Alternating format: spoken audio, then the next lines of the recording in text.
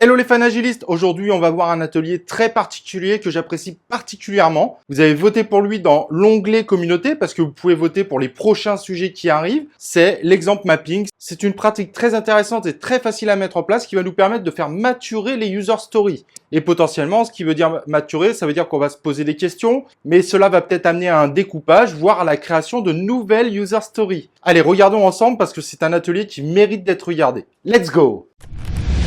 Ladies and gentlemen, here it is.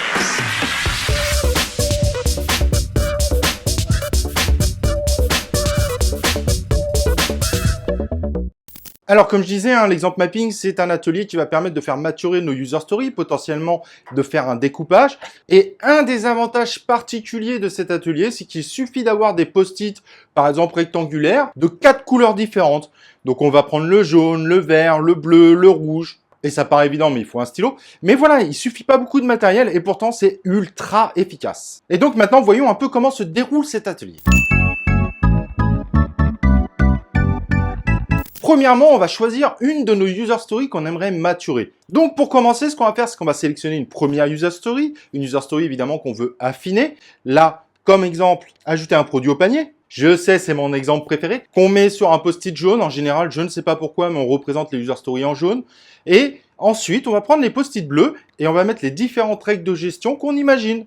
Donc, pour que l'ajout au panier fonctionne, il faut que le stock soit supérieur à 0 sur le produit. Il faut évidemment que le produit soit activé. Et on a un cas particulier qui est aussi intéressant, c'est que si jamais on a un stock à 0, mais qu'en revanche la précommande est activée, alors on pourra également ajouter notre produit à notre panier. Bien évidemment, sur un panier, il y a beaucoup plus de règles, mais nous, on va se focaliser sur ces 3 règles. Mais rassurez-vous, vous comprendrez à 100% le concept de l'exemple mapping. Donc voilà, on a cette user story, on a ces règles de gestion, et on va utiliser les post-it verts pour les mettre en dessous des post-it bleus, comme vous pouvez le voir là, où on va présenter différents types d'exemples qui expliquent en gros comment fonctionne notre user story. Indirectement, ce sont nos comportements. Et d'ailleurs, pour ceux qui aiment écrire des tests d'acceptation, ces exemples-là permettent d'écrire des tests d'acceptation et de savoir exactement l'ensemble des tests à écrire. Donc, c'est super utile. Et là, comme vous voyez, on a plusieurs cas possibles. Donc, si le stock est supérieur à 0, que la précommande n'est pas activée et que le produit est activé, alors quand on ajoute le produit au panier, il s'ajoute bien au panier. En revanche, vous avez vu l'exemple du dessous, c'est différent. Là, cette fois, ça va déclencher une erreur parce que le stock est à 0 et le pré-order est à 0. Et avec ça, justement, derrière, on peut parfaitement écrire ces tests d'acceptation.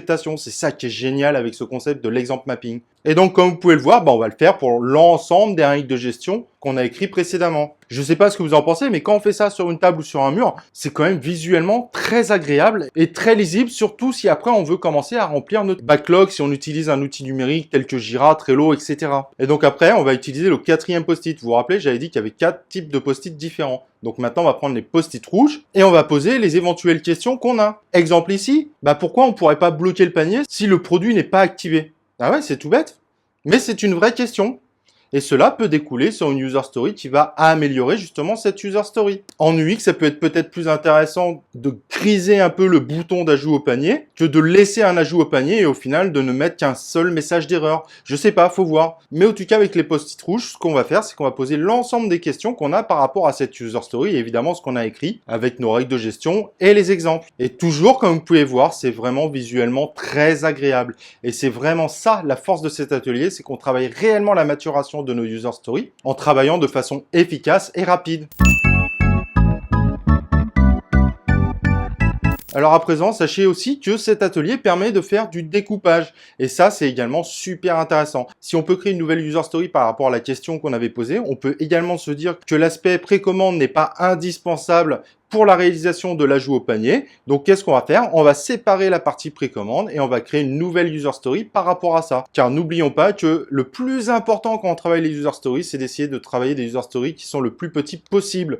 Ça permet d'avoir un backlog beaucoup mieux priorisé et par exemple de définir un MVP, un MMP qui est beaucoup plus efficace. Comme vous voyez, vous avez l'exemple qui est là par rapport à ce découpage. Cet atelier permet de faire maturer, permet de faire découper et c'est ça qui est vraiment génial. Si jamais d'ailleurs vous avez besoin de savoir quelles sont les techniques pour les découpages, on a fait une vidéo complète sur le sujet, donc n'hésitez pas à aller la voir. Vous apprendrez toutes les différentes techniques pour pouvoir découper vos user stories.